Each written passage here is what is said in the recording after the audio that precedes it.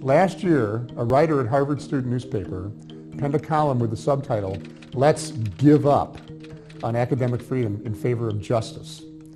She asked, if our university community opposes racism, sexism, and heterosexism, why should we put up with research that counters our goals? As a professor, I find this attitude really shocking, especially since this columnist is not alone. On campuses around the country, people are arguing that free speech doesn't apply to ideas they don't like, which would inevitably include any idea they broadly deem incompatible with their beliefs. But think about it.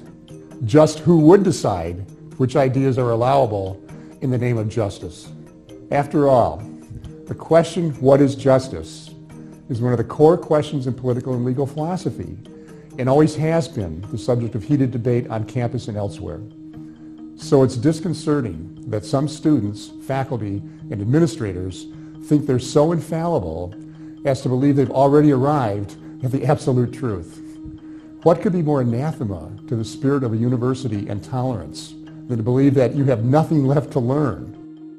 This is why academic freedom matters. Academic freedom means the right of everyone in the academic community to pursue truth and wisdom and to reach conclusions according to his or her own lights. Harvard students' op-ed is symptomatic of much broader trends across academia in recent decades. We've seen speech administrations establishing speech codes to tell students what they're allowed to say, and free speech zones to tell them where they're allowed to say it. This justification is usually to create a safe space for learning, but advocates forget that a fundamental way to learn is to encounter ideas with which you disagree. Encountering an argument you oppose will either shift your thinking or broaden and deepen your understanding of your own beliefs. Either way, such encounters foster learning and critical thinking, and they help you to grow. But too many people on campus seem afraid to hear opinions with which they disagree or which they find offensive. Lectures and panel discussions are getting canceled or disrupted because some students have found the speakers objectionable.